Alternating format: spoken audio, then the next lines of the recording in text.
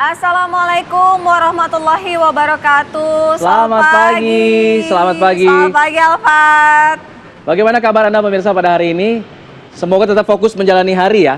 Ya. Karena ini udah mau Hari weekend Jumat nih. Bener nih, udah weekend. Nah, nasi ya. bungkus isi teri Mantap, cakep. pakai ketan langsung dimakan. Cakep. Tetap fokus jalani hari, lupakan mantan yang meresahkan. Mantan lagi. Ya kalau biasanya yang meresahkan nih lupain aja. Lupain aja ya. Pokoknya fast forward aja ke depannya ya. Tapi kalau yang kasus ini jangan dilupain dulu karena belum selesai. Ini kasus Pina Cirebon, kita akan bahas lagi karena ini desakan makin rame nih. Desakan untuk kemudian eksaminasi, diuji ulang peradilannya agar kemudian yang lalu-lalu penyidikannya dicek lagi apakah sudah sesuai dengan aturan dan juga sudah sesuai dengan prosedur yang ada. Nah, ini desakannya makin kuat. Bagaimana kemudian polisi menyikapi hal tersebut nanti kita bahas. Kita juga akan membahas mengenai yang kemarin sore ya, Indonesia kalah melawan Irak ya. Tapi masih ada peluang ya nanti ya. Masih bisa, lawan Filipina harus bisa menang. Ya? Peluangnya masih besar. Betul. Masuk ke putaran ketiga Piala Dunia, kualifikasi Piala Dunia 2026. Oke, kita hadirkan terlebih dahulu kabar-kabar pilihan untuk Anda pemirsa, diantaranya adalah sebanyak 4 bangunan lapak barang bekas di kawasan Kembangan, Jakarta Barat ini ludes terbakar. Petugas damkar sempat terkendala saat memadamkan api lantaran akses jalan yang sempit.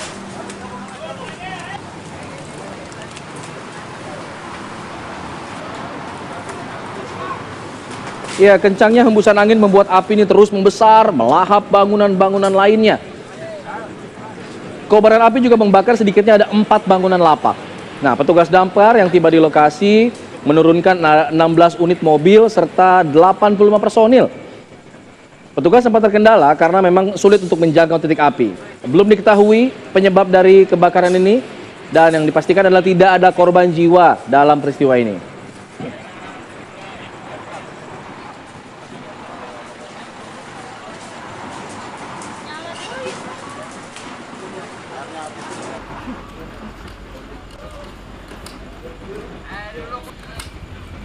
Insiden kebakaran pemirsa tidak hanya terjadi di lokasi ini, tapi juga terjadi di Kota Blitar, Jawa Timur.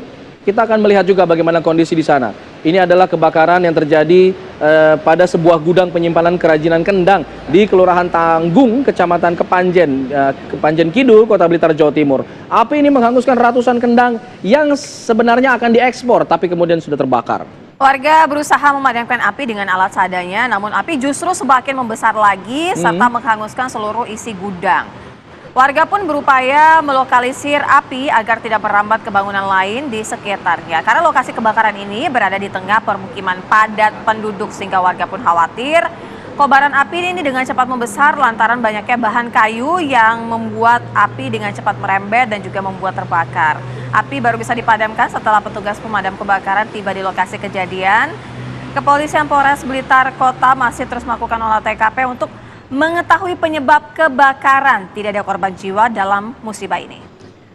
Ya, kasus-kasus kebakaran seperti ini memang selalu meresahkan, terjadinya rata-rata terjadi di malam hari dan dini hari dan memang harus diwaspadai. Nah, bicara masalah meresahkan, ini juga ada yang meresahkan. Ada aksi bentrok dan juga saling pukul, lempar batu antar dua kelompok buruh angkut nih, dua kubu Serikat Pekerja Transportasi Indonesia atau SPTI di Kecamatan Tualang, Kabupaten Siak, Riau. Nah, ini terjadi bentrokan antar dua kubu tersebut dan ada puluhan orang yang terlibat, saling lempar, saling melukai dan mengakibatkan ada sejumlah orang yang luka akibat terkena pukulan dan juga lemparan batu. Petugas kepolisian telah bersiaga langsung mengeluarkan tembakan ke udara untuk membubarkan para buruh yang saat itu bentrok. Sebelumnya pekerja buruh yang dipimpin Unggul Gultom melaksanakan aktivitas bongkar muat namun dihadang oleh kelompok buruh yang dipimpin oleh Nelson. Dan pertikaian pun terjadi. Akibat kejadian ini sejumlah warga merasa cemas. Selain itu arus lalu lintas pun terganggu. Bahkan untuk menghentikan pertikaian tersebut aparat kepolisian sempat melepaskan beberapa tembakan ke udara hingga akhirnya bentrokan ini bisa dilerai.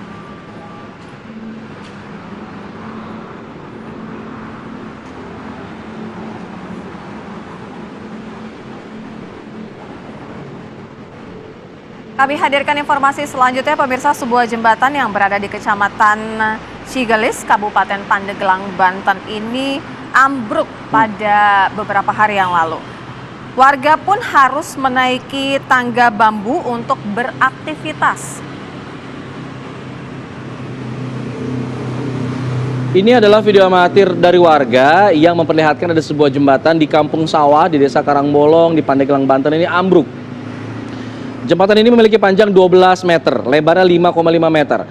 Jembatan ini ambruk diduga akibat fondasinya rusak karena terkikis aliran air sungai sehingga tanah yang menempel ke jembatan ini amblas. Fungsional teknik jalan dan jembatan di PUPR Kabupaten Pandeglang, Andrian ini juga mengatakan bahwa selain fondasi yang rusak akibat kikisan air sungai, jembatan ini ambruk juga karena memang usia jembatannya juga memang sudah tua. Nah, warga berharap jembatan juga bisa kembali langsung dibangun lagi oleh pemerintah setempat agar warga dapat beraktivitas kembali. Iya, karena aktivitas warga juga ini akhirnya terhambat ya karena jembatan ambruk seperti ini.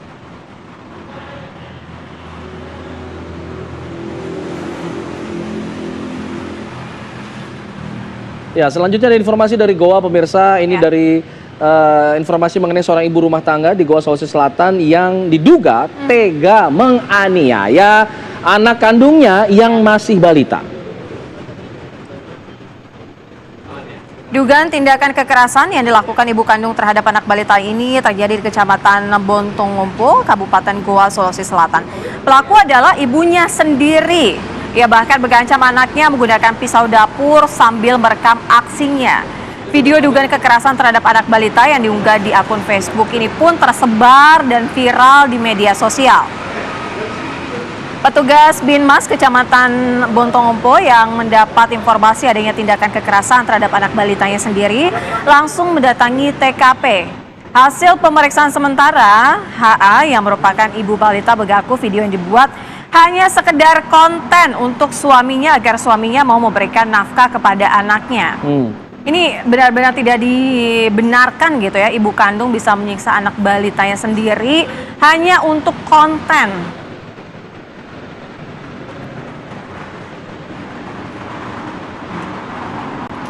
Baik. Setelah kabar atau informasi pilihan tadi, kita juga akan memantau bagaimana kondisi lalu lintas di Jakarta, khususnya di Kuningan, Jakarta, di mana itu menjadi satu tempat aktivitas yang cukup padat di Jakarta setiap pagi. Kita akan coba pantau dari NTMC Polri untuk melihat bagaimana kondisinya pada pagi hari ini. Ada siapa hari ini ya di NTMC ya? Oke, ada Bribtu Sarah, silakan.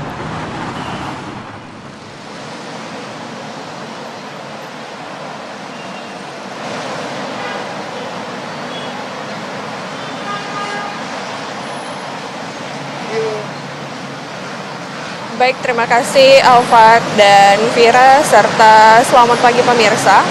Di mana situasi arus lalu lintas dari Simpang Kuningan pada pagi hari ini sudah dalam keadaan peningkatan volume kendaraan, baik dari arah Pancoran yang akan menuju ke arah Rasuna Said ataupun Menteng dalam keadaan ramai, juga jaga batas aman kecepatan kendaraan Anda ke angka normal. Dan dikarenakan banyaknya perkantoran pada kawasan ini, harap waspada terhadap aktivitas kendaraan yang keluar masuk area perkantoran. Selanjutnya arus lalu lintas dari arah Menteng yang akan menuju ke Mampang ataupun Ragunan juga sudah mulai mengalami peningkatan volume kendaraan. Antrian kendaraan terjadi pada traffic light, namun selepasnya kendaraan dapat melaju dengan kecepatan normal kembali.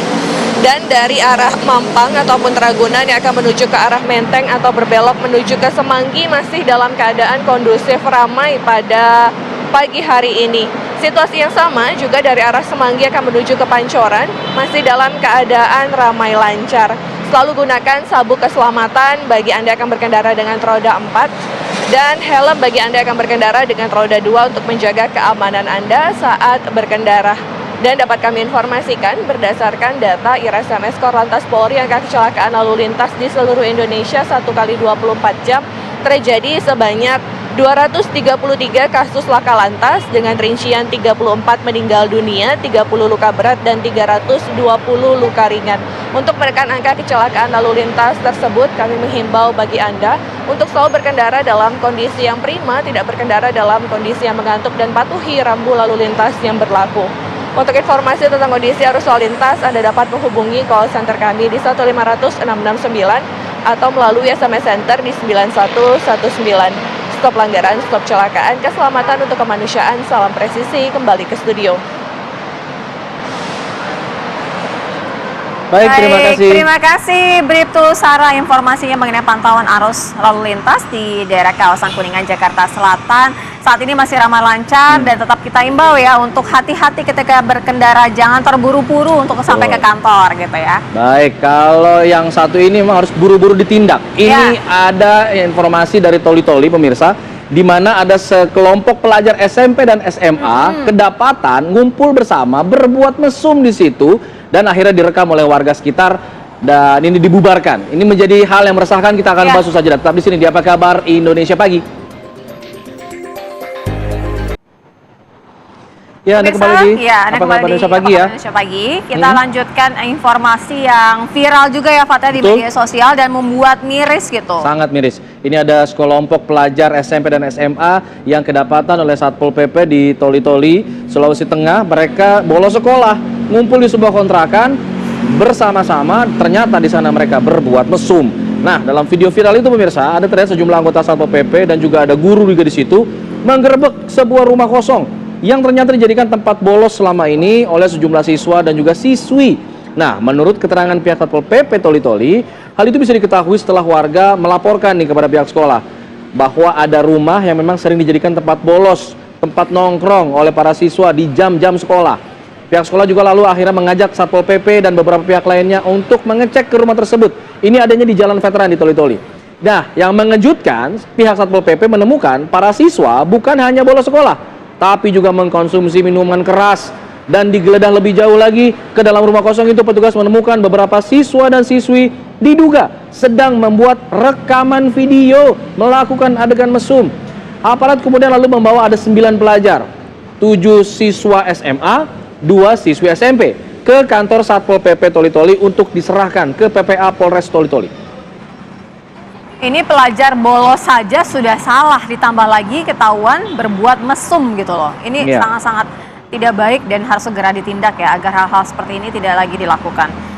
Kita langsung saja pemirsa mengajak Anda untuk bergabung bersama dengan Hendra Yudhistira yang merupakan kasih hubungan antar lembaga Satpol PP Kabupaten Toli-Toli. Selamat pagi Pak Hendra. Selamat pagi Bu. Ya, Pak Hendra, pada saat penggerbekan bisa diceritakan Pak, apa yang berhasil ditemukan, betul juga ditemukan adanya miras begitu pada saat itu? Ya, terima kasih. Jadi pada saat kami, tim patroli dari Satpol PP Kabupaten Toli-Toli mendapati laporan dari warga terkait aktivitas siswa dan siswi tersebut, jadi kami langsung menuju ke lokasi dan kami menemukan memang ada beberapa botol air mineral yang di dalamnya masih ada terdapat minuman beralkohol, minuman keras lokal, dan juga ada beberapa lem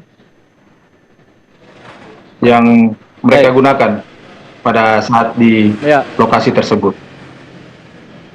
Pak Hendra, ini sudah berapa lama para siswa dan pelajar ini menjadikan tempat tongkrongan itu menjadi tempat kumpul mereka, tempat mesum, tempat mengkonsumsi minuman keras? Sudah berapa lama, Pak? Hasil pemeriksaan kami pada para siswa dan siswi tersebut, mereka sudah sering menggunakan tempat ini dan mungkin sudah sekitar dua bulanan mereka berada di tempat. Mereka pindah-pindah, tidak selamanya di tempat kejadian yang kami dapati kemarin, Pak. Iya, Pak Hendra, memang jaraknya dengan sekolah itu berapa dekat? Jarak sekolah dari tempat kejadian itu sekitar 1 kilo, Bu. 1 kilometer.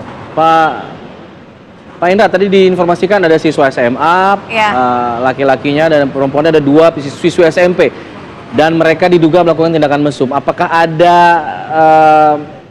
tindak pemaksaan di situ, atau seperti apa, Pak? Dari temuan polisi, dari temuan Satpol PP? Kalau dari temuan kami, dari hasil pemeriksaan kami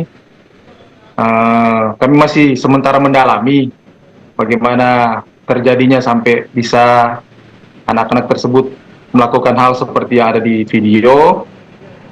Namun mereka ini sudah sering berkumpul kalau tidak pulang sekolah, mereka bolos sekolah. Jadi kami masih mendalami, Pak.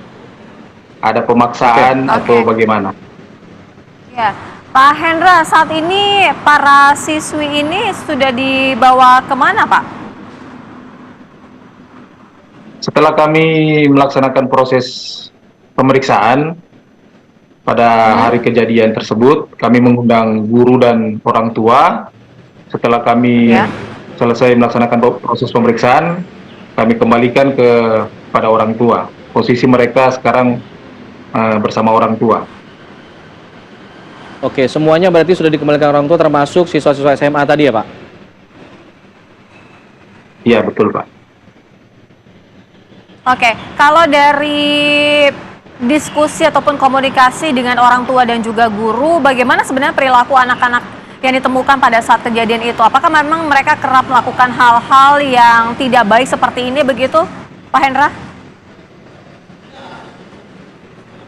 Menurut informasi yang kami dapati dari pihak sekolah, memang ada beberapa siswa dan siswi ini sudah sering diundang oleh pihak sekolah. Di sini dalam hal guru pembimbing karena sering melakukan pelanggaran. Tapi untuk hal ini masih kami dalami sudah beberapa kali. Kalau untuk pelanggaran-pelanggaran di sekolah seperti bolos sekolah atau tidak masuk pada jam pelajaran, menurut dari para guru sudah sering diingatkan, sudah sering diperingati. Ya. Tentunya dengan kejadian ini menjadi perhatian banyak pihak ya Pak. Nah, dengan kejadian ini apakah kemudian akan ada rencana untuk memantau beberapa tempat-tempat lainnya juga agar kemudian tidak terulang lagi di tempat-tempat lain begitu Pak, kondisi-kondisi seperti itu? Betul Pak, jadi setelah kejadian tersebut kami lebih intensif untuk melaksanakan patroli Trantibum, lebih khusus kepada pengawasan kepada anak-anak yang berada di luar jam sekolah. Karena laporan dari warga yang kami tindaki banyak sekali anak-anak yang berada di luar jam sekolah, tidak melaksanakan proses belajar mengajar di sekolah, Pak. Baik, terima kasih Pak Hendra Yudhistira selaku Kasih Hubungan Antar Lembaga Satpol PP Kabupaten Toli-Toli sudah memberikan informasi kepada kami di program Apa Kabar Indonesia Pagi. Selamat menjalankan aktivitas kembali Pak.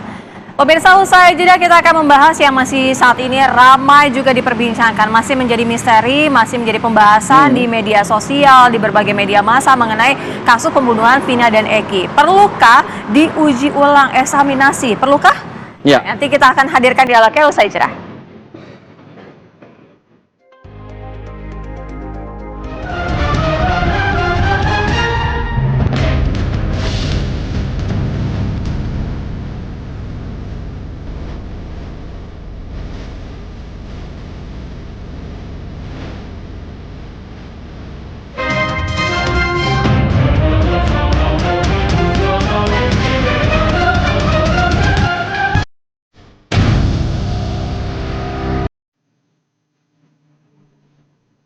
Terima kasih Anda masih bersama kami. Kita hadirkan terlebih dahulu kabar-kabar pilihan dari dunia politik pemirsa. Komisi Pemberantasan Korupsi akan memanggil Sekjen PDI Perjuangan Hasto Kristianto pekan depan. Hasto sedianya akan diperiksa sebagai saksi dalam kasus buron Harun Masiku pada Senin 10 Juni mendatang.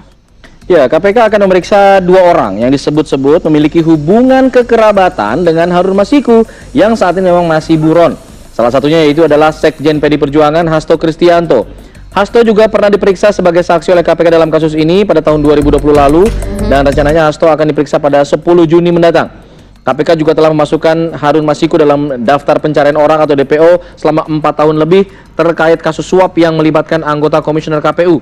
Harun Masiku ditetapkan sebagai tersangka karena diduga menyuap Wahyu Setiawan sebesar 600 juta rupiah terkait pengurusan PAW DPR dari PDI Perjuangan. Wahyu bebas bersyarat pada 6 Oktober 2023 lalu. Sementara Harun Masiku masih buron.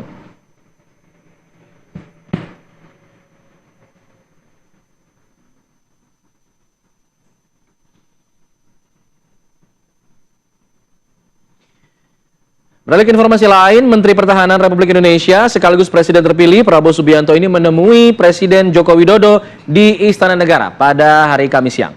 Nah, Prabowo tiba di istana sekitar pukul 12 waktu Indonesia Barat dan biasanya Menhan masuk istana ini melalui pintu VIP. Tapi kali ini Prabowo Subianto masuk melalui pintu pilar seperti menteri-menteri lainnya dan langsung menyapa awak media sebelum bergegas masuk menemui Presiden Joko Widodo. Nah, kepada media, Prabowo menyatakan ia diajak makan siang sama Presiden Joko Widodo sembari memberikan laporan perjalanan dirinya usai menghadiri Shangri-La Dialog 2024 bersama sejumlah pemimpin dan pejabat tinggi pertahanan negara di dunia.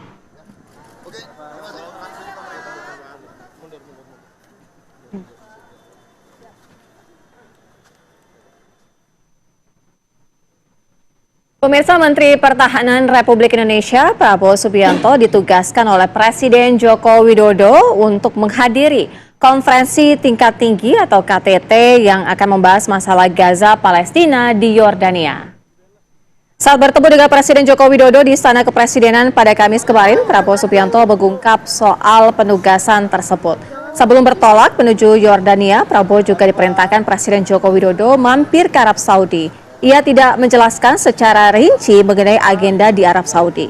Dalam pertemuan dengan Presiden, Prabowo turut mengungkap soal dukungan Presiden mengenai rencana pengiriman pasukan perdamaian ke Gaza dan membangun rumah sakit lapangan jika diminta PBB.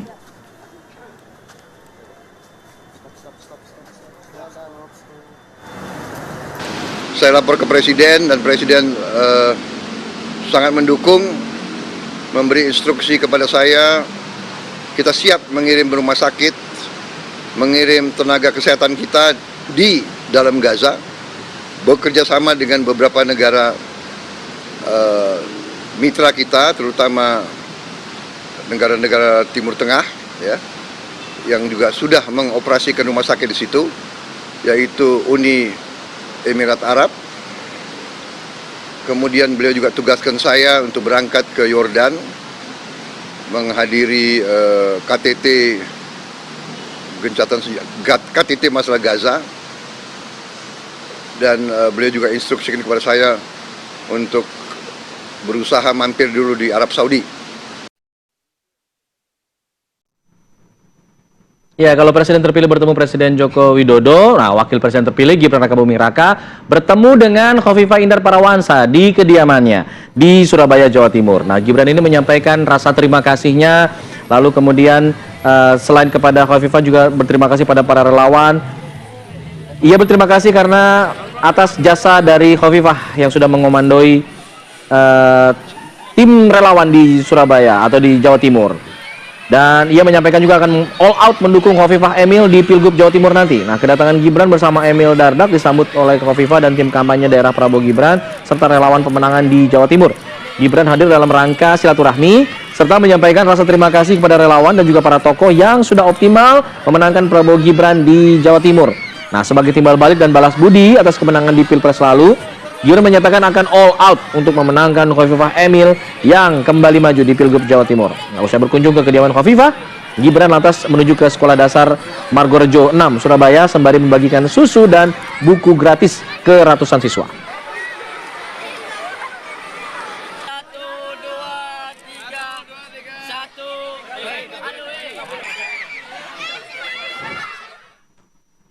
Ya, kita tinggalkan informasi dari dunia politik, kita ke kabar selanjutnya di mana ini mengenai kasus pembunuhan Vina dan Eki. Ada sutradara dan produser film Vina sebelum 7 hari ini memenuhi panggilan Polda Jawa Barat sebagai saksi. Pemanggilan ini merupakan pemanggilan pertamanya setelah menerima surat pemanggilan tanggal 3 Juni 2024. Keduanya ini tiba di Bareskrim ataupun di Treskrimum Polda Jawa Barat pada pukul 13.30 waktu Indonesia Barat. Anggi Umbara dan Deraj Kalwan langsung masuk ke kantor di Reskrimum Polda Jawa Barat. Baik sutradara maupun produser film sebelum 7 hari Vina menegaskan belum mengetahui apa materi dalam pemeriksaan pada hari ini. Film Vina Sebelum 7 Hari mengangkat tentang kisah nyata tewasnya pasangan kekasih Vina dan Eki yang dibunuh oleh sekelompok geng motor.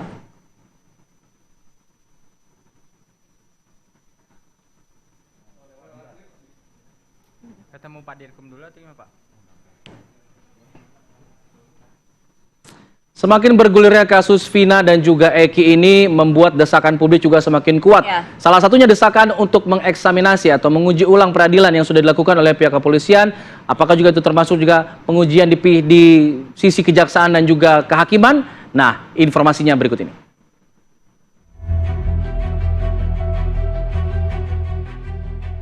Kasus pembunuhan Vina dan Eki di Cirebon semakin rumit. Kasus yang terjadi 8 tahun lalu ini belum juga selesai diungkap. Sejumlah saksi kasus pembunuhan Vina dan Eki diperiksa kepolisian Polda Jawa Barat dalam 3 hari terakhir. Ada kemunculan saksi kunci Liga Akbar Cahyana, serta mantan narapidana Saka Tatal, dan terakhir pihak keluarga Vina, yakni ayah Vina, Wasnadi Otong, memenuhi panggilan Polda Jabar. Semenjak kasus pembunuhan yang menimpa Vina dan Eki pada tahun 2016 kembali mencuat, sejumlah saksi baru juga mulai bermunculan. Suroto, warga Kecomberan, Kecamatan Talun, Kabupaten Cirebon, Jawa Barat, mengaku sebagai saksi mata yang ikut menolong serta mengevakuasi Vina dan Eki malam itu. Suroto juga menjadi saksi dalam persidangan 8 terpidana. Hal ini turut membuat adanya desakan agar Polri melakukan eksaminasi atau menguji ulang berbagai aspek dalam proses pengadilan. Hal ini dilakukan untuk mengetahui apakah proses penyelidikan dan penyidikan kasus pembunuhan Vina Cirebon yang dilakukan penyidik saat itu sudah sesuai aturan dan didukung penyidikan secara saintifik. Akankah adanya eksaminasi akan mengungkap kasus kematian Vina dan Eki 8 tahun lalu? Tim TV One mengabarkan. Ya, yang menjadi pertanyaan adalah uji ulang pra-peradilan ataupun peradilan maksud kami mengenai kasus Vina dan Eki ini perlukah gitu? Itu menjadi pertanyaan dan kita akan membahasnya di pagi hari ini. Ya. Sudah bergabung bersama kami Prof. Suparji Ahmad, Guru Besar Ilmu Hukum Pidana Universitas Al-Azhar. Selamat pagi, Prof. Baik. Sehat ya, Prof ya? Alhamdulillah. Semangat ya, kita akan membahas mengulik-mengulik ya. Semakin menarik. Ya, akan semakin menarik ya. Kemudian ada Irjen Purnawirawan Arianto Sutandi, Penasehat Ahli Kapolri. Selamat pagi, Selamat Pak. pagi, Mbak. Selamat Sehat pagi, ya, Pak ya? Mbak. Tetap Alhamdulillah, semangat. makasih. Kemudian juga ada Pak Farid Waji, anggota Komisi Yudisial 2015 hingga 2020. Selamat pagi, Pak Farid. Ya, selamat pagi. Assalamualaikum. Waalaikumsalam warahmatullahi wabarakatuh. Saya terlebih dahulu ke Pak Rianto. Ini seberapa urgensinya eksaminasi dilakukan dan apakah ketika eksaminasi dilakukan ini akan membuat terang benderang? Baik, terima kasih, Mbak. Masalah urgensi apa tidak, ya saya tidak bisa memberikan jawaban. Tetapi ya gini, ini jadi seakan-akan peradilan yang dulu itu, 2016 itu, sangat tidak berjalan sesuai dengan proses yang seharusnya. Oke. Akibat daripada publik yang mendapatkan informasi mengenai kejadian itu ya. Ya. Sayangnya kejadian itu kan cuma dari film, kemudian dari pernyataan media sepotong-sepotong dan sebagainya. Sehingga publik sekarang sudah terkooptasi bahwa sistem kerja polisi dulu nggak bagus, gitu ya. Termasuk juga sistem peradilan waktu itu perlu dipertanyakan kan, gitu kan. Makanya banyak yang menuntut seperti itu ya. Tapi pengalaman saya sebagai penyidik 50 tahun ya, apabila kasus ini diekspos seperti ini, hampir semua kayak gini yang terjadi. Selalu timbul pro dan kontra gitu. Nah, timbul pro dan kontra itu endingnya kepada di peradilan sebetulnya. Karena di situ sudah akan diteliti dari sudut ya, yang melaporkan bagaimana, yang menuntut bagaimana, yang membela bagaimana, itu dikupas habis di situ. Cuman kan selama ini nggak pernah diekspos gitu. Sebagai contoh saja sekarang ya, ini polisi kan saya sarankan sampaikan kepada publik apa yang kamu kerjakan gitu. Yeah. Ada yang mengkritisi gara-gara polisi menyampaikan kepada rakyat lah sekarang jadi banyak pertanyaan gitu. Ya kayak gitu ya.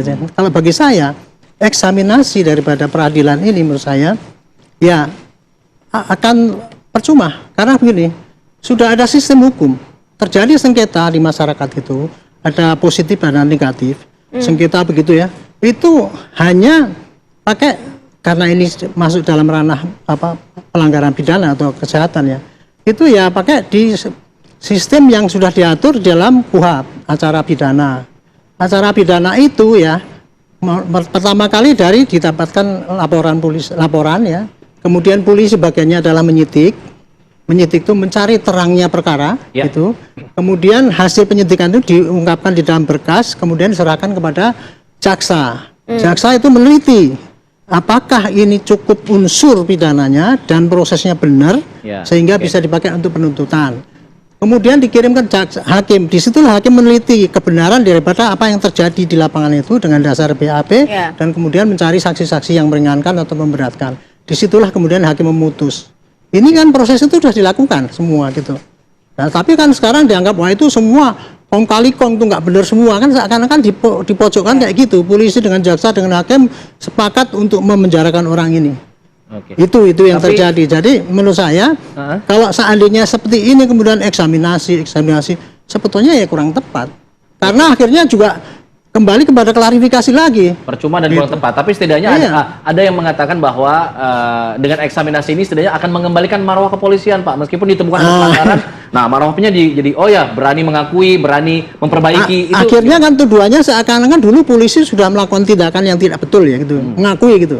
Bagi saya kalau untuk kasus ini 2016 ini, polisi sudah melakukan tugasnya sesuai dengan apa yang adanya, yaitu penyidikan dan membuahkan hasil berkas perkara, yang berkas perkara itu dipakai oleh jaksa, dinyatakan tidak ada cacat, kemudian dipakai untuk menuntut dan hakim sendiri membuktikan bahwa tersalah. Sudah terhukum, itu tugas polisi selesai, Pak. Adapun kemudian ada cacat misalkan dulu dipaksa dan sebagainya. Di dalam mekanisme hukum sudah ada jalur-jalur bagaimana mengawasi itu gitu. Kalau saya boleh menyampaikan ya, Pak, ini sebetulnya ya ini sering terjadi. Saya sebagai penyidik itu bahwa semua penyidikan itu semua tidak perfect, Pak. Ini adalah kelemahan daripada sistem hukum kita. Artinya apa? Kelemahan dari hukum ini untuk mengawasi bagaimana kegiatan penyidikan polisi itu diawasi dengan ini. Sistemnya sampai sekarang menurut saya sih masih lemah ya. KUHP sendiri tidak melihat bagaimana misalkan gini, penyidik itu harus menyampaikan apa yang diterima. Tapi kan tidak selama ini. Polisi kadang-kadang memilih-milih yang kalau dia cenderung kepada pelapor ya milihnya yang memberatkan ini. Gitu. Jadi jaksa juga begitu, kan sudah ada meneliti kebenaran berkas perkara itu. Tapi sekarang kan ternyata yang kayak gitu masih lolos kan gitu kan. Bisa ditanyakan kan juga demikian sama Kaye nih kalau begitu. Pak jadi itu yang waktu itu masih menjabat sebagai anggota Komisi Yudisial ya, apakah ini jadi perhatian juga pada saat itu, jadi pertanyaan juga oleh Pak Arianto pada saat itu, kenapa memang berkasnya belum lengkap, kenapa diterima, dilakukan penuntutan dan lain sebagainya. Ini kan menjadi pertanyaan juga, Pak Farid, apakah ini menjadi perhatian pada saat itu, Pak? Ya, terima kasih. Seingat saya dalam kaitan itu, untuk kasus ini tidak masuk dalam ranah pengawasan Komisi Yudisial karena memang dari pengalaman satu perkara itu bisa menjadi dipantau oleh Komisi Yudisial. Yang pertama terpublikasi dengan luas sehingga menjadi perhatian publik, apalagi kemudian ada timbul pro dan kontra. Lalu kemudian yang kedua, seingat saya untuk kasus ini juga tidak ada permintaan khusus dari pihak-pihak terkait untuk dilakukan pengawasan terhadap pemantauan persidangan oleh pihak-pihak, sehingga kemudian kalau yang seingatan saya gitu, untuk kasus ini memang tidak masuk dalam catatan bagian dari pengawasan atau pemantauan persidangan oleh Komisi Yudisial. Cuman mungkin perlu difahami dalam konteks pemahaman eksaminasi ini, mungkin Pak Arianto tadi mungkin pendekatannya berbeda. Kalau konteksnya untuk penegakan hukum bukan dalam rangka untuk dalam tanda petik ya mengobrak-abrik proses persidangan, tapi lebih yang saya pahami Pak Reza itu mengusulkan ini kasusnya diulik-ulik lagi, lalu kemudian dilihat kemudian apakah ada kelemahan-kelemahan misalnya atau petunjuk-petunjuk lain, dan atau kemudian katakanlah perintah hakim untuk kemudian melakukan misalnya karena terdakwa tidak katakanlah ada pihak-pihak lain yang seharusnya dihadirkan, didudukkan sebagai terdakwa, tapi ternyata kemudian tidak dihadirkan sebagai terdakwa, atau kemudian ada proses-proses lain yang dianggap keliru. Sebenarnya bukan bermaksud untuk membuka kembali kasus itu lalu kemudian mencari siapa yang salah dan benar, tapi dalam rangka untuk menjadikan kasus yang ada sekarang sebagai pintu masuknya adalah dengan melakukan eksaminasi sebagai sebuah pilihan untuk melanjutkan proses hukumnya atau tidak. Jadi bukan dalam rangka mengkoreksi putusan pengadilan, tapi dalam rangka untuk membuka tabir-tabir lain apakah ada yang perlu dibuka atau tidak. Kira-kira seperti itu sebenarnya kalau yang saya pahami agar kemudian ada eksaminasi ini. Oke, baik. Terima kasih Pak Farid. Prof, artinya pertanyaan selanjutnya akan seperti ini. Dengan adanya eksaminasi ini akan membuat terang benderang diketahui bahwa adakah kesalahan dari ketepatan dakwaan, tuntutan hingga keputusan. Tapi nanti dijawabnya Prof ya, kita harus jeda terlebih dahulu. Kami segera kembali pemirsa, usai jeda. Saya secara pribadi ngobrol kalau saya itu bukan pembunuhnya. Siapa? Atau ya mereka ngobrol kayak gini, dia bukan pelakunya. 7 orang. Yang ke-7 orang itu, nah saya bilang, loh, kok kenapa Anda bukan pelakunya ada di sini? Ini kan sudah terlambat, sudah ada di dalam bicara bukan pelakunya. Kenapa tidak waktu proses pem-BAP-an sampai proses persidangan Anda tidak mengatakan seperti itu? Dia katakan, di waktu proses pem-BAP-an saya itu digulung habis. Artinya digulung ini adalah mendapat perlakuan kekerasan oleh para petugas di Polresta maupun di Polda untuk mengakui apa yang dia tidak lakukan. Ini kan lucu. Kenapa tidak ngomong? Saya takut saya udah nggak tahan nih fisik saya. Selesai dari Polresta tidak ada pengakuan, dibawalah 6 orang tadi di Polda. Di Polda pun mendapat perlakuan yang sama. Maka apa-apa yang dikeluarkan, yang diucapkan oleh Saka itu memang benar. Saya pun dapat laporan seperti itu. Ya, satu lagi suara dari teman terpidana terpidana kasus Vina ini yang kemudian muncul ke publik. Nah, ini menjadi pertanyaan lagi ke depannya, bergulir lagi terus. Nah, kita akan coba update informasi dari Cirebon, Jawa Barat, karena kabarnya memang terakhir kemarin sudah ada pemeriksaan lagi terhadap Ibtu Rudiana ya, bapak dari Eki yang kembali diperiksa oleh pihak kepolisian. Bagaimana kemudian hasil dari pemeriksaan tersebut? Ada rekan kami, Kristanti Yosefa dari sana. Tanti. Baik Alfat, Sira dan juga pemirsa, benar sekali bahwa kemarin Propam Mabes Polri bersama dengan Polda Jawa Barat ini mendatangi Polres Cirebon Kota untuk melakukan pemeriksaan terhadap para penyidik yang pada tahun 2016 ini menangani kasus kematian Vina dan juga Eki. Terkait dengan apakah Ibtu Rudiana ini menjadi salah satu pihak yang diperiksa, ini memang kami masih belum mendapatkan konfirmasi atau keterangan resmi dari pihak Polres Cirebon Kota, akan tetapi berdasarkan informasi yang beredar di kalangan wartawan ini diduga kuat memang Ibtu Rudiana menjadi salah satu pihak yang diperiksa. Akan tetapi berdasarkan pemantauan kami ini memang ada satu nama yang memang diperiksa kemarin oleh pihak Propam Mabes Polri, yakni Kompol Galih Wardani, yang mana merupakan Kasat Reskrim Polres Cirebon Kota pada tahun 2016 atau saat kasus kematian ini terjadi.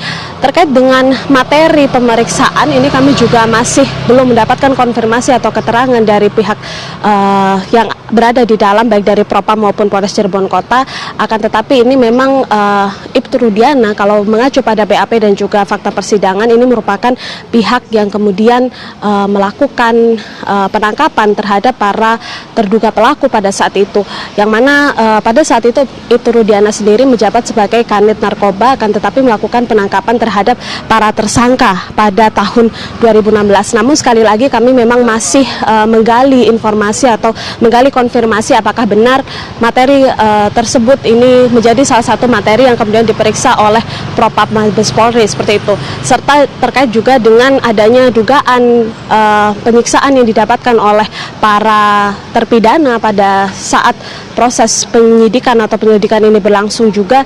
Ini kami juga masih mencari konfirmasi apakah kemudian ini menjadi salah satu materi yang diperiksa oleh oleh Propam Mabes Polri terhadap para penyidik yang pada tahun 2016 ini menangani kasus kematian Vina dan juga Eki. Kemarin berdasarkan pemantauan yang kami lakukan, ini pemeriksaan berlangsung dengan cukup lama dan kami juga berupaya untuk mencari konfirmasi dengan mengejar langsung para terperiksa yang keluar dari Polres Cirebon Kota, namun sekali lagi tidak mendapatkan keterangan. Sementara demikian, Alfat dan Sira, kembali dengan Anda di studio. Baik, terima kasih Kristanti Yosefa, informasi langsung dari Polres Cirebon, Jawa Barat. Kita lanjutkan dialog, saya ingin ke Prof. Suparji. Prof, seberapa besar kans dari jika dilakukan eksaminasi ini bisa membuka kasus ini terang benderang, baik dari dakwaan, tuntutan, hingga putusannya itu?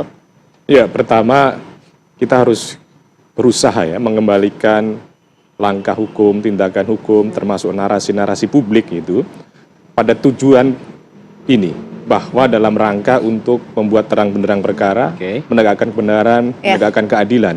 Artinya jangan sampai opini-opini itu justru membuat bingung masyarakat. Tapi kembalikan hakikatnya sebetulnya apa?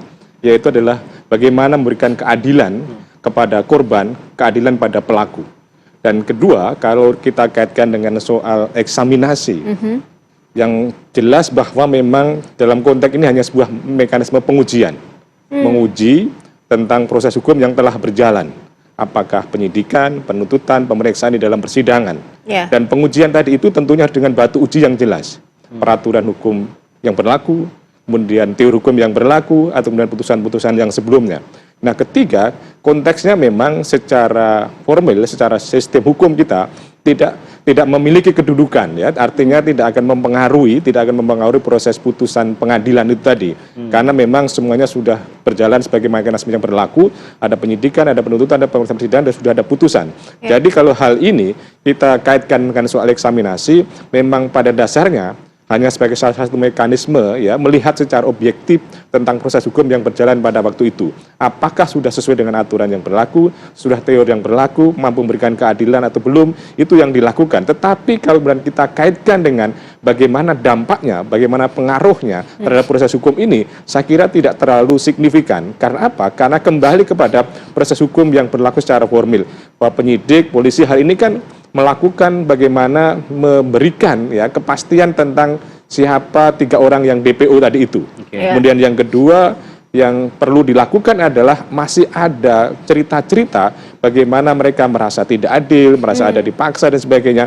Mekanisme yang berlaku bukan pada konteks eksaminasi semata, tetapi mestinya dapat dilakukan sekali lagi mekanisme peninjauan kembali. Karena kalau menggunakan eksaminasi sekali lagi tidak akan mengubah putusan apapun, hanya akan sekedar memberikan wacana, memberikan opini dan sebagainya. Tetapi ini mestinya yang perlu dilakukan mekanisme formil yang dapat dilakukan. Kalau kemudian dari konteksnya misalnya Peggy misalnya tidak adil ditetapkan menjadi tersangka, maka lakukan mekanisme pra-peradilan. Itu yang dapat dilakukan. Karena kita adalah sistem hukum yang menganut bagaimana ada prosedur, ada substansi, ada kewenangan yang diikuti. Dan dalam hal penegakan hukum tiga-tiga harus benar. Tidak boleh hanya kita bicara tentang substansi, eksaminasi, tapi prosedurnya tidak ditepati, tidak dilakukan, dan kewenangan juga tidak dipenuhi, juga tidak akan berdampak secara serius, secara signifikan. Jadi kita hormati, kita apresiasi orang yang menaruh perhatian terhadap kasus ini, tetapi lagi-lagi jangan membuat bingung masyarakat, jangan buat bingung netizen gitu kan, kembalikan pada hakikatnya gitu. Iya, kita kan juga jadi dibuat bingung gitu ya dengan para saksi yang baru bermunculan, ada juga yang muncul pada saat itu kemudian menarik BAP-nya, pointers-pointers dalam BAP, kemudian juga kesaksian yang berubah-ubah. Nah, bagaimana bisa dari sisi hukumnya untuk melihat bagaimana seseorang itu terang benderang kesaksiannya gitu loh, apakah diperlukan juga ada pengujian lebih dalam mengenai apakah itu kebenaran yang disampaikan atau alat pendeteksi kebohongan dan sebagainya begitu? Iya, kaitan dengan soal dinamika, ada pencabutan BAP yang tentunya BAP dalam penyidikan, itu sebetulnya tidak terlalu berdampak pada putusan. Karena sekali lagi bahwa yang menjadi pertimbangan hakim itu adalah fakta yang ada di dalam persidangan. Pada proses rekonstruksi fakta yang bertahap di penyidikan, ada pemeriksaan di kejaksaan, sampai kemudian di polisian. Dan sekarang yang menjadi sumber kebenaran yang dianggap benar itu adalah putusan pengadilan itu. Jadi kalau sekarang mempersoalkan misalnya pencabutan BAP, mengapa di dalam persidangan itu tidak dijelaskan, tidak dicabut kan? Karena apa? Karena kalau dianggap di dalam penyidikan dipaksa, ditekan, dipengaruhi dan sebagainya, mestinya kan bisa dianulir di dalam persidangan. Karena di dalam persidangan itulah yang menjadi dasar bagi hakim mengambil sebuah putusan. Hakim tidak otomatis mengamini misalnya penyidikan atau kemudian dakwaan dari jaksa, hakim akan melalui cross check dan waktu itu pasti dilakukan dengan terbuka untuk umum, sidang terbuka untuk umum. Jadi kalau sekarang ini muncul polemik soal pencabutan BAP, sebetulnya tidak akan berdampak pada putusan pengadilan, karena putusan pengadilan ada mendasarkan sekali lagi ada rekonstruksi fakta yang didukung alat bukti, didukung barang bukti, apa yang mengumumkan di dalam persidangan. Dan ini bukan berarti mengamini apa yang disodorkan oleh penyidik itu saja gitu. Oke. Pak Arianto, mungkin ini senada nih sama Pak Arianto bahwa eksaminasi tidak kemudian berpengaruh, berdampak hukum apapun terhadap kasus yang sudah berjalan sejauh ini. Nah, tapi kemudian tadi dari Pak Farid juga mengatakan ya ini bukan mau mengulak-ngulik lagi, tapi mau dicek lagi aja bahwa ini ada yang benar, ada yang salah, ada yang tidak. Nah, dengan adanya desakan-desakan seperti itu, apakah ini justru membuat jalannya penyidikan yang sekarang berjalan ini terhambat, atau memang semakin membuka sih Pak sebenarnya Pak? Kalau dari kacamata penyidik ya? Kalau bagi saya ya, ini bagi penyidik nggak ada masalah ini. Ada muncul-muncul keterangan-keterangan itu yang negatif dan sebagainya, minta eksaminasi sekarang itu. Bagi penyidik ya, itu tidak masalah. Karena tugas penyidik sekarang adalah penyidik yang baru ini. Kalau yang dulu kan sudah tuntas tadi Profesor katakan nggak bisa diganggu-gugat lagi. Kalau mau protes pada ini pakai PK. Itu. Nah sekarang kan step berikutnya kan kita yang DPO yang 3 jadi 1 itu. Kan? Oke 3 tadi katanya yang ini fiktif, kemudian 1 aja. 1 ini pertajam polisi. Nah sekarang kita senang karena apa? Muncul itu keterangan-keterangan yang dulunya nggak pernah keluar, katanya korban juga mengatakan, sekarang bermunculan. Yang keluar-keluar ini mohon disampaikan kepada penyidik supaya itu direkap dalam suatu berkas, gitu kan? Diterima semua yang meringankan maupun yang memberatkan. Berarti harus harus ke penyidik supaya nanti itu muncul di persidangan. Gitu kalau cuma keluar-keluar di media jadi biar bisa di cross check juga kebenarannya begitu ya. Itu pengaruhnya hanya kepada publik, makin mendorong wah ini para penegak hukum nggak benar. Itu yang saya khawatirkan gitu. Jadi sekarang ya intinya apapun yang positif negatif masukkan ke penyidik supaya itu nanti kesaksian itu sampai masuk ke persidangan. Gak bisa penyidik jemput bola Pak? Oh ada keluar-keluar ya? Sudah kan, gitu. Penyidik kan sudah bikin posko. Sudah ada posko itu. Ya, iya kan untuk bisa menampung sekaligus kan pakai online gitu. Tetapi penyidik juga ada keterbatasan nih. Karena dia menahan orang kan berarti cuma 20 hari plus 40 hari gitu. Jadi kalau semua dianalisis, ditelisik semua gitu, ya nggak akan rampung-rampung kan. Nah intinya gini lah, apa yang disampaikan sekarang ini tolong masukkan ke penyidik supaya itu nanti bisa ditampilkan di pengadilan. Dan yang kedua, di pengadilan itulah tolong yang bersaksi-saksi itu jangan main wah saya dulu dipaksa dan sebagainya. Apa yang disampaikan itu itulah yang dipakai untuk bahan itu. Pak Arianto, proses penyidikan sebenarnya apa sih yang membuat ada proses penyidikan itu tidak berlangsung secara sempurna, tidak saintifik? Itu apa yang membuat itu gini seperti itu? Polisi itu ya kalau menyidik itu ya lihat kasusnya. Kalau kasus copet dia nggak perlu pakai scientific identifikasi darah dan sebagainya, cukup pakai kesaksian-kesaksian hakim tok langsung selesai. Tapi kalau kasusnya nggak pelik ya gitu, pelik itu artinya apa? Kesaksian, cuman berdasarkan kesaksian, nanti kesaksiannya beda-beda. Kan kita harus bukti otentik yang ada, bukti material. Karena di dalam KUHP itu ada macam-macam alat bukti ya. Inilah bedanya ya kalau dulu ya, sewaktu RIB itu, RIB ya, KUHP yang lama itu kalau penyidik periksa harus pakai pengakuan itu. Sekarang enggak, sekarang kan alat bukti itu keterangan saksi, keterangan dokumen, petunjuk, kemudian keterangan ahli dan sebagainya. Jadi intinya tolonglah ini ya. Oh satu lagi Pak yang saya belum lupa.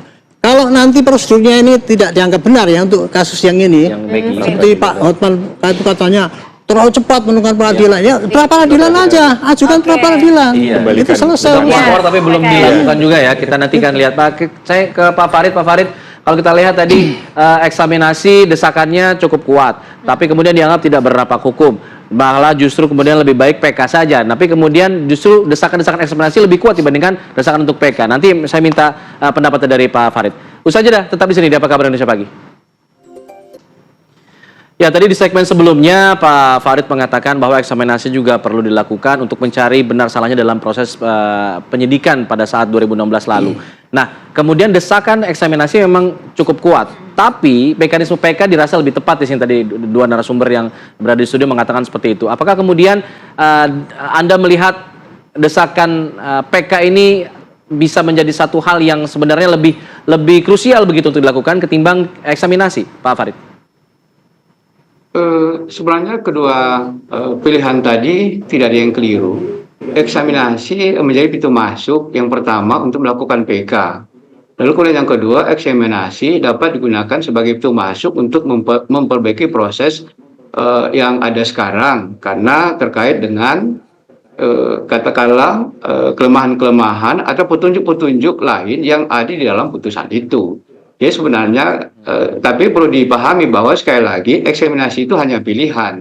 Jadi bukan sebagai sesuatu yang bersifat niscaya. Tapi kalau kaitannya untuk tadi disebutkan oleh Prof terkait dengan penegakan keadilan, perlindungan hukum, kepastian hukum, tidak ada yang keliru kalau kemudian pilihannya, pintu masuknya satu diantaranya adalah melakukan eksaminasi. Karena eksaminasi ini ada dua hal yang dapat kita lakukan, baik pilihan hukum bagi para terpidana dengan melakukan PK, lalu kemudian yang kedua kepada pihak penegak hukum dapat kemudian memastikan apakah kemudian kasus ini menjadi layak atau tidak layak dilanjutkan atau tidak.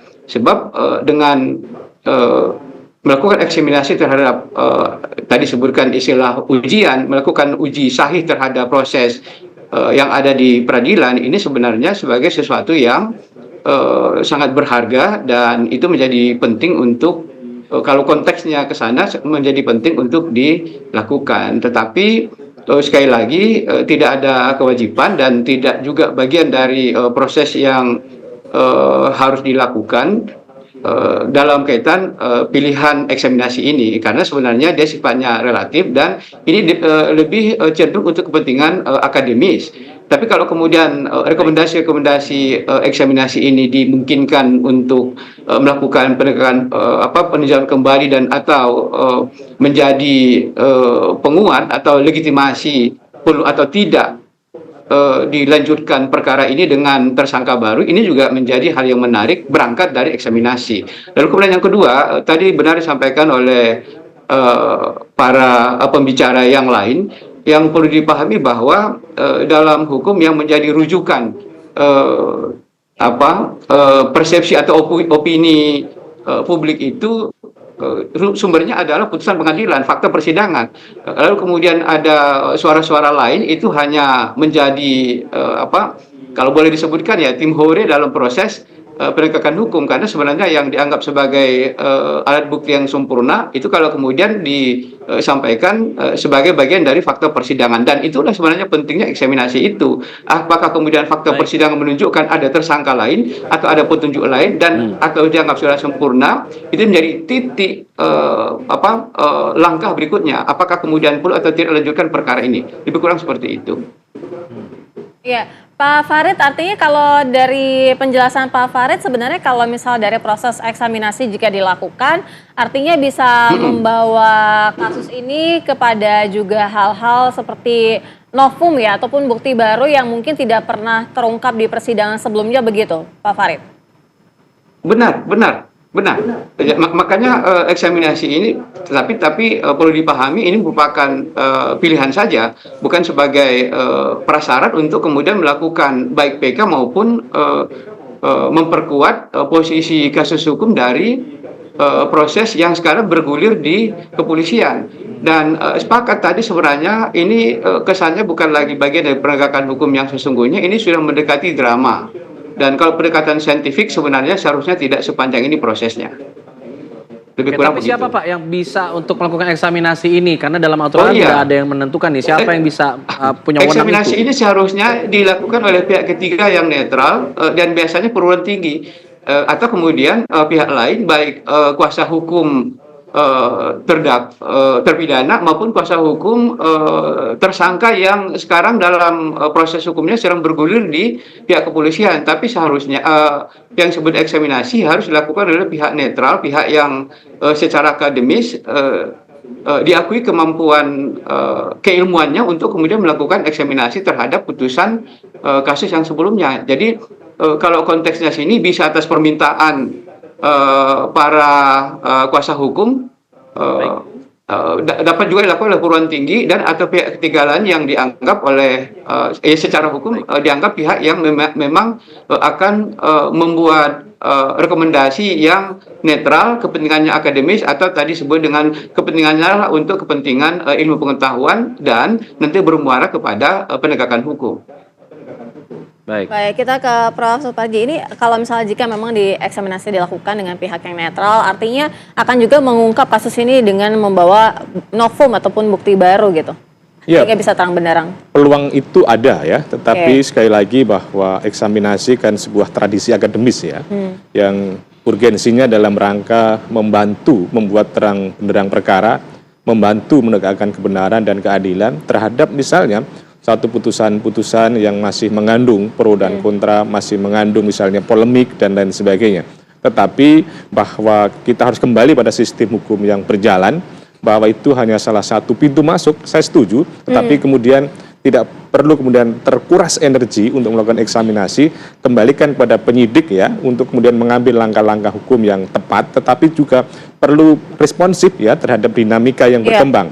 Misalnya memang kalau ya ada pihak-pihak yang bermaksud membantu dan melalui mekanisme eksaminasi, perlu juga itu benar ada kolaborasi. Saya kira memang penyidik berkolaborasi dengan para pemerhati kasus ini untuk mempercepat proses ini segera selesai. Tetapi juga kembali pada proses yang benar.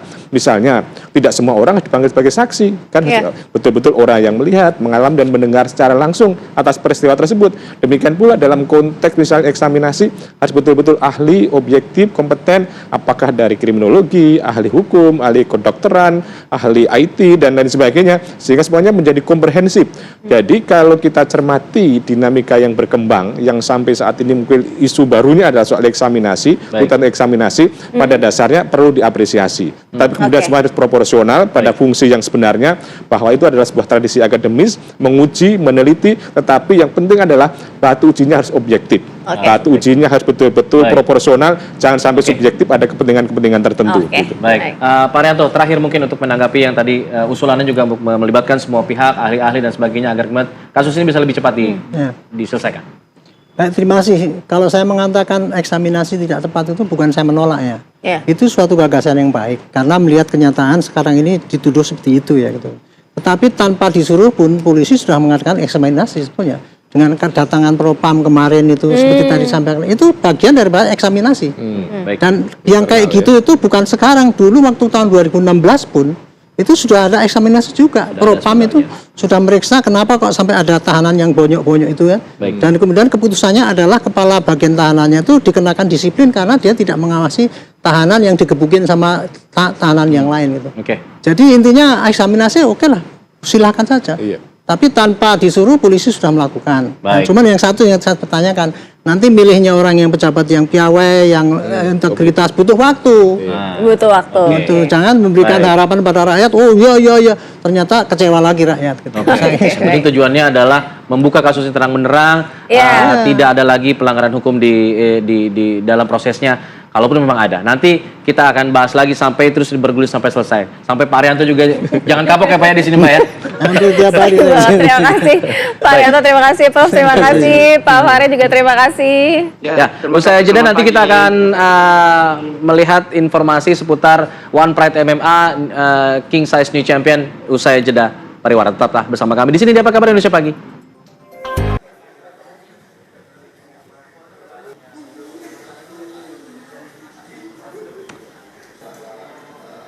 Ya, pemirsa, kosongkan jadwal Anda di akhir pekan ini karena Sabtu malam ini ada yang seru di mana Fight Night 79 One Pride MMA King Size New Champion akan kembali hadir dengan menampilkan international fight sebagai bentuk kerjasama dengan promotor WLF asal China.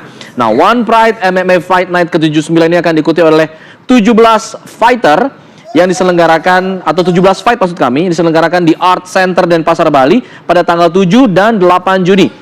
Main event, fighter asal Indonesia, Windri Patilima akan beradu pukul dengan fighter asal Cina, Wuzi Azibek Jiahevu, yang mana merupakan seorang petarung veteran. Nah, kemarin para fighter sudah melakukan sesi timbang badan, technical meeting, serta coaching klinik di salah satu hotel di Bali.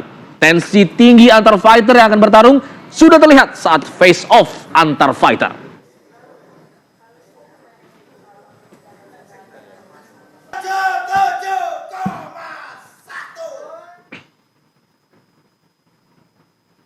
Ya, pemirsa langsung saja kami ajak Anda untuk ke Bali untuk menanyakan kepada rekan kami ada Faris Noval. Faris, bagaimana dengan persiapan Fight Night 791 Pride nanti malam King Size New Champion? Ya, selamat pagi Sira Alfat dan juga pemirsa. Satu hari menjelang International Fight perdana di Indonesia di tahun ini, One Pride MMA King Size New Champions 79 di mana yang akan diselenggarakan di Art Center Denpasar Bali yang akan mempertarungkan 9 fighter asal Indonesia melawan 9 fighter asal Cina dengan segudang pengalamannya masing-masing. Dan betul sekali main eventnya nanti ada Winry 45 melawan Wu Ziazibek, fighter asal Cina, veteran juga dengan rekor yang cukup banyak pertandingannya. Dan saya akan memanggil ini sudah bersama saya fighter main event kita ala announcer One Pride. Dari sudut merah, petarung asal Sulawesi Utara, usia 30 tahun, dengan tinggi 171 cm, disiplin pencak silat, rekor pertandingan 9 kemenangan, belum pernah terkalahkan. Bad boy, the bad boy, Winry, Pati 5. What's up, brother? Wes, gimana Bali? Bali gimana? Asik ya? Asik. Gimana nih? Nanti lawannya udah tahu kan lawan siapa nanti? Udah tahu dong, ya Wu Ziazibek. Apa yang kamu waspadai dari dia? Nggak ada, dia nggak harus waspada sama aku. Betul, kenapa dia harus waspada dengan Winry 45? Iyalah, karena ini main di kandang saya yang pastinya saya akan mempertunjukkan dan mempertontonkan yang terbaik daripada yang terbaik selama performance saya. Mantap, saya juga yakin. Dan apa persiapan ini sejauh ini? Untuk persiapan, saya bersama tim udah mempersiapkan dari yang terbaik daripada yang terbaik, itu aja. Ya. Dukungan keluarga sejauh ini udah seperti apa nih? Untuk dukungan keluarga selalu mendukung saya dari awal fight sampai sekarang. Dan agenda hari ini katanya mau weight in, udah puasa, ini masih lemes dong? Udah sedikit-sedikit hilang signal juga, udah mulai lemas-lemas. Ya, karena kalau mau weight in, ini fighter-fighter emang harus berpuasa dulu ya, betul ya Winry ya? Winry, boleh kasih cywar dulu ke lawannya nanti, Wu Ziazibek, kasih paham dia, Winry. Untuk Wu Ziazibek, persiapkan diri Anda karena Anda melawan seorang the bad boy, Pati 5. 9 kemenangan tanpa kekalahan. Jangan sampai Winry rekor 9 menang dan belum pernah kalah, jangan sampai kotor dengan fighter asing, betul? Oh, siap ya, dong, bela nama negara Indonesia. Siap. Mantap, itu dia. Terima kasih, Bro Winry. Ya, itu dia pemirsa, Winry 45 yang nanti akan menjadi main event di One Pride MMA King Size New Champions 79 yang akan diselenggarakan di Art Center Denpasar Bali. Dan jangan lupa saksikan live-nya One Pride MMA 79 hanya di TV One pukul 22 waktu Indonesia Barat di TV One. Dan untuk Anda yang berada di Bali atau warga Bali, ini jangan sampai terlewatkan karena worth it banget, tiket hanya Rp50.000 aja, bisa dibeli di aplikasi One Pride. Jadi sayang banget kalau nggak menonton pertandingan International Fight perdana di tahun ini di Indonesia. Kembali ke Sira Alfat di studio. Baik, terima kasih Faris Noval, informasi langsung dari Bali mengenai Fight Night 791 Pride MMA King Size New Champion. Jangan lewatkan pemirsa karena akan berlangsung dengan seru ya. Luar biasa, Sira sampai hafal semua judul. Keren, top. Saksikan One Pride di TV One di akhir pekan ini. Usai jeda kita akan bahas yang juga lagi rame soal perjuangan timnas untuk menuju ke putaran ketiga Piala Dunia Indonesia di putaran kedua kualifikasi Piala Dunia 2026 ini. Apakah bisa untuk melaju dengan pertandingan terakhir menyisakan melawan Filipina? Ada Faisal Kreb yang akan mengabarkan bersama dengan sejumlah narasumber untuk membahas mengenai Indonesia ini. Kreb, silakan.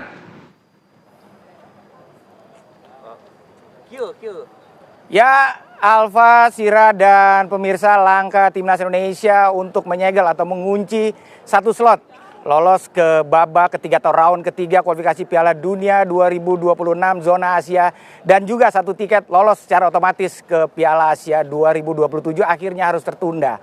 Pasalnya kemarin sore timnas Indonesia harus mengakui keunggulan dan ketangguhan dari pemuncak klasmen grup F yakni Irak dengan skor 0-2. Dan untuk membahas hasil pertandingan kemarin kami sudah berada di Stadion Gelora Bung Karno Senayan dengan para pencinta atau penggemar publik sepak bola tanah air yang sudah sedang berolahraga pada pagi hari ini. Selamat pagi, Mas. Pagi, Mas. Pagi. Mas Ari, bagaimana melihat performa atau penampilan timnas Indonesia yang kemarin sore berhadapan dengan Irak? Baik, Mas. Menurut saya sih sebenarnya secara total kolektabilitas sebenarnya Indonesia sudah bisa bermain baik. Di babak pertama bisa mengimbangi permainan Irak sehingga banyak peluang sebenarnya di babak pertama. Cuma sayang memang penyelesaian akhir yang memang kurang baik sehingga peluang gol itu jadi tidak tercipta gitu Mas. Seperti itu. Ya mungkin Bang Sarani coba mungkin lihat komentarnya juga dari Banjarmasin. Iya dari Banjarmasin. Pencinta publik sepak bola tanah air. Ya. Tadi malam kita menyaksikan sendiri ya begitu luar biasanya perjuangan timnas Garuda. Jadi sampai menit ke 60 itu sebetulnya kita mampu mengimbangi permainan daripada tim Irak. Namun sayang sekali di 2 gol ada yang blunder sama penalti itu yang menghancurkan timnas kita. Insya Allah nih tanggal 11 melawan timnas Filipina kita bisa menang. Gitu aja, Pak. Ya, makasih Bang Sarani. Cuman mungkin dari Mbak Duta dulu nih, Mbak Duta nih, wanita tapi suka dengan sepak bola. Oke, secara overall memang tadi Mas Ari dan Pak Rasrani betul ya, performnya oke gitu kan. Benar ada gol yang blunder dan dapat kartu merah sih juga itu ya. Itu juga mengurangi gitu. Tapi kalau keseluruhan mudah-mudahan sih tim Indonesia itu bisa stabil secara menunjukkan apa ya, performnya terus aksinya gitu dari yang kemarin sudah bagus sama Korea tapi kadang-kadang turun nanti bagus lagi gitu. Tapi kalau mudah-mudahan sih ya dengan pelatihan dari Sintayong gitu ya kan mudah-mudahan gitu dan timnya bisa melawan Filipina dengan hasil yang jauh lebih baik daripada yang Irak kemarin. Nah, jika menghadapi Filipina 11 Juni mendatang, gimana kira-kira peluang Indonesia sendiri? Mudah-mudahan sih bisa punya skor ya gitu ya. Saya sih nggak bisa bilang skornya berapa gitu, tapi dengan kerjasama yang menurut saya jauh lebih baik dibanding sebelum-sebelumnya, mudah-mudahan sih saya bisa yakin bisa mengimbangi bahkan punya skor lah, jangan 0 gitu aja sih Mas. Kalau dari Bang Sarani mungkin Bang? Di tanggal 11 nanti insya Allah kita menang agar bisa lolos ke babak 3. Yakin saya menang. Karena sudah beli tiketnya nih, 2 tiket terusan ini, 2. Mas Ari dong sedikit juga. Ya. Mas Ari mungkin. Mas, saya harap Indonesia saya yakin menang ya. Mungkin harus mengevaluasi pertandingan kemarin ya.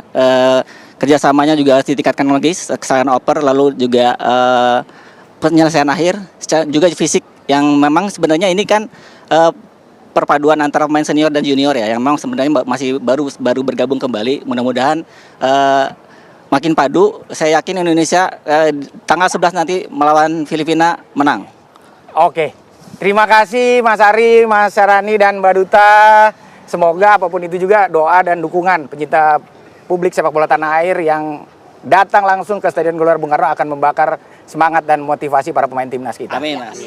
Terima kasih atas waktunya, terima kasih. Ya Mirsa, kendati kita kemarin gagal meraih kemenangan atas Irak, namun asa untuk menggapai 1 slot lolos ke round ketiga Piala Dunia 2026 tentunya masih terbuka. Kita akan masih menghadapi Filipina di laga pamungkas grup F pada 11 Juni mendatang di Stadion Gelora Bung Karno Senayan. Dan untuk membahas peluang Indonesia dan juga hasil pertandingan tadi malam, tentunya saya tidak sendiri karena saya sudah ditemani oleh salah satu pengamat yang sudah tidak asing lagi di mata pecinta publik sepak bola tanah air. Kita akan langsung sapa saja Bang Hardiman Koto. Bang Hardiman, selamat pagi Bang. Pagi Krep, apa kabar? Selamat pagi Bang. Sehat ya? Bang? Sehat. Alhamdulillah Bang. Ya. Bang, ya. Langsung aja nih Bang. Ya. Kita melihat laga tadi malam Bang. Ya. Di babak pertama timnas Indonesia mampu mendominasi dari sisi permainan. Ya. Namun di babak kedua justru malah petaka itu datang menimpa skuad Garuda kita. 4 insiden yang terjadi merubah keadaan. 2 pelanggaran yang berbuah penalti, 1 blunder dan 1 lagi kartu merah. Ya. Menurut catatan Abang seperti apa? Itu adalah konklusi penting dari laga tadi malam. 4 insiden penting, 2 penalti, 1 blunder dan 1 kartu merah. Kita kalah 2-0 Krep, dan saya tahu semua publik sepak bola di Republik ini sedih, kecewa. Tetapi harapan kita masih ada dan tetap besar. Dan itu ditentukan oleh kita sendiri. Tanggal 11 Juni nanti di GBK Senayan melawan Filipina. Itu konklusi penting, dan saya melihat memang sepak bola kita tetap berkibar kalau kemudian kita bisa menjegal Filipina dalam laga terakhir di grup F di kualifikasi Piala Asia, laga yang menentukan langkah kita lolos otomatis ke Piala Asia 2027 di Arab Saudi dan untuk bisa tiba di putaran ketiga Piala Dunia nanti. Bang, jika tadi kita berbicara terkait teknis, kita juga ada faktor non teknis juga yang mungkin kemarin menggagalkan kemenangan kita di hadapan publik sendiri. Faktor cuaca yang notabene Sintayong telah mengubah jadwal pertandingan yang semula jam 7 malam akhirnya dimainkan pada jam 4 pagi, jam 4 sore dengan kondisi cuaca yang sangat panas. Dan itu nyatanya menjadi bumerang. Pemain-pemain kita yang mayoritas merumput di Eropa nyatanya kehabisan bensin juga, Bang. Menurut Anda, Bang? Itu juga bagian dari blunder.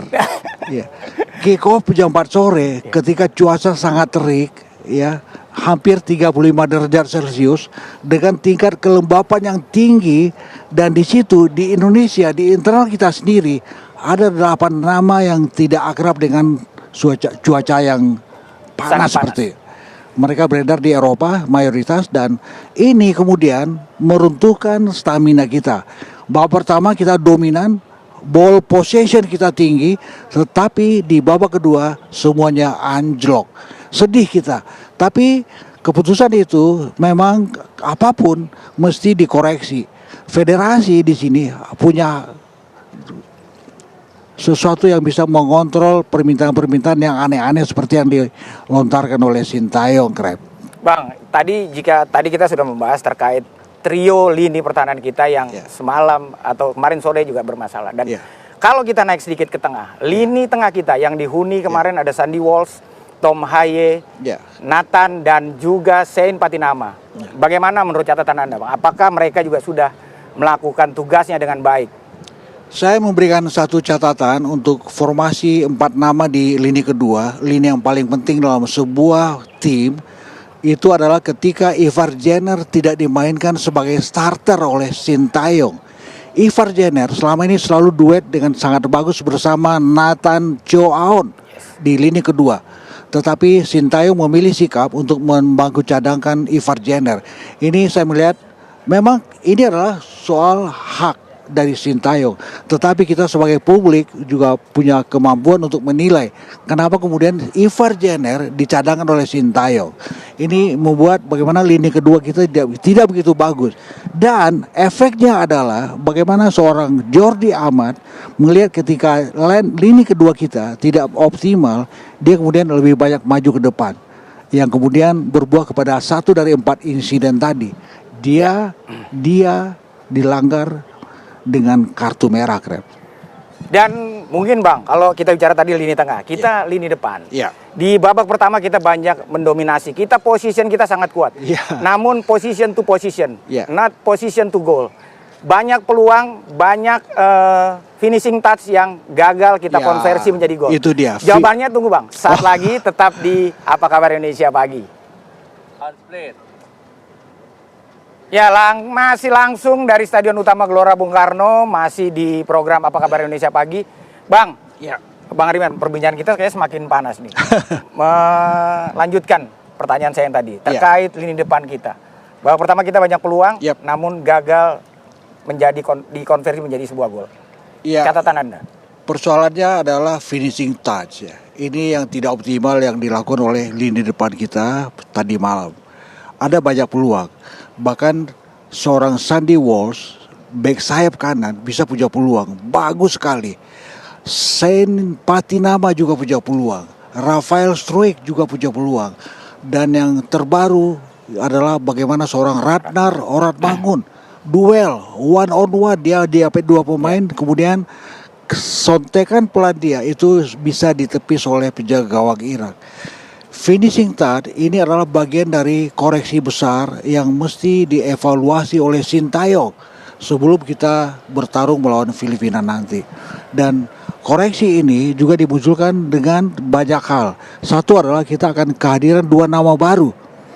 Jez yang kemarin ada di bangku cadangan tapi tidak dimainkan 1 menit pun oleh Sintayong, dan juga ada nama Calvin Verdong, bek sayap kiri. Ya. Dan dua nama ini juga bagian dari evaluasi dari nama-nama lain yang beredar sebagai starter tadi malam. Ini kemudian membuat Sintayong mesti memeras kepalanya, memutar otaknya untuk jauh lebih ekstra hati-hati dalam menyusun komposisi starting line up. Ini menarik. Kalau soal non teknis, kita tahu kick off-nya jam 19.30 malam hari. Artinya cuaca tidak lagi menjadi pengaruh buat anak-anak Indonesia untuk skuad Garuda. Tetapi memang teknis ini menjadi pertanyaan penting. Bagaimana Sintayong harus optimal dalam menyusun komposisi starting line up, Krep.